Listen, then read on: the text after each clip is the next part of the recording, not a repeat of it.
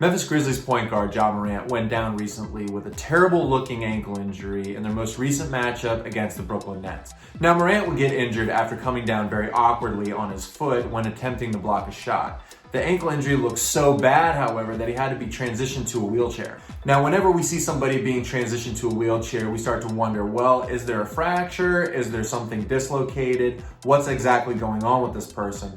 Fortunately, recently, we found out that he has a grade 2 ankle sprain and he should return to the floor within 3 to 5 weeks. Welcome, basketball fans. For those of you that aren't familiar with my channel, my name is Nick Gallo and I'm a doctor of physical therapy. With today's video, we're going to take a very close look at that most recent ankle injury that Ja Morant suffered against the Brooklyn Nets. First, I want to go over the actual play that Morant was injured on so that we get a good visualization for his exact mechanism of injury. Then I want to go over the anatomical structures associated with a grade 2 ankle sprain. And finally, I want to talk about whether or not I feel like the 3 to 5 week time frame is reasonable.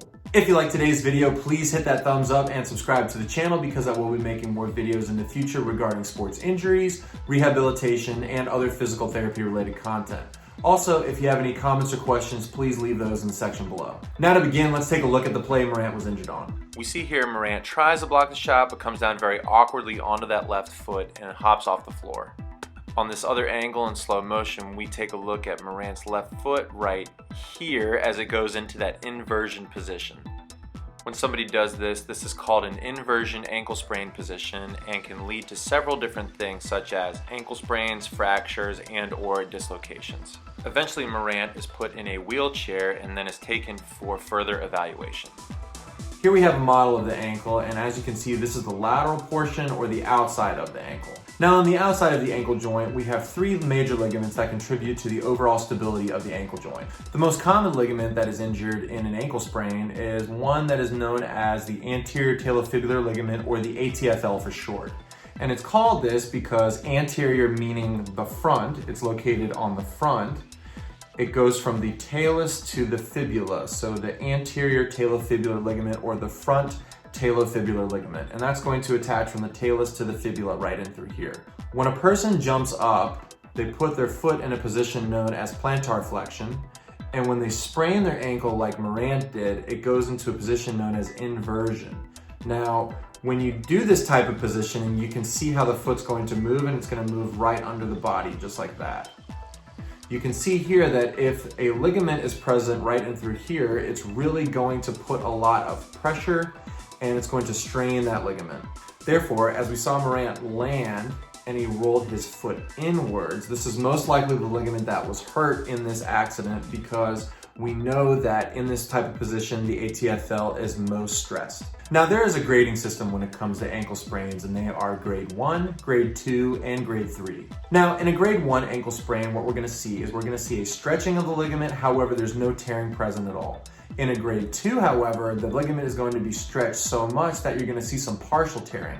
And finally, in grade 3, you're going to get a full tear of that ligament. Now, typically in a grade 3 ankle sprain, what it's going to be accompanied by is you'll hear a popping sensation and you'll start to feel a lot of instability within that ankle joint. Now, fortunately for Morant, it looks like he's just got a grade 2 ankle sprain, meaning that the ligament has some tearing, but it looks like it's going to be overall intact. Now, because we know Morant has been diagnosed with the grade 2 ankle sprain, we know that he does have some partial tearing of an ankle ligament, most likely his ATFL.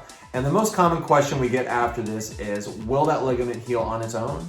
And yes, it absolutely can, as long as you are managing it properly. Now, what I've seen personally when treating people is that typically a person is going to require that 4 to 6 week period when it comes to returning back to sports fully. Now, because Morant has been given that 3 to 5 week time frame when it comes to returning back to the court, I absolutely believe that this is reasonable. Now, Morant has a number of factors that are working for him in his favor, and the first, of course, is that he's a younger player. The second one is that he's a professional athlete, so he's going to be getting exceptional care. And third, he's probably going to be very diligent and very eager to return to play. Therefore, I believe that 3 to 5 week time frame is very reasonable for him to return to the court, especially if there are no other complications. And that's it as of right now regarding Ja Morant's recent grade 2 ankle sprain.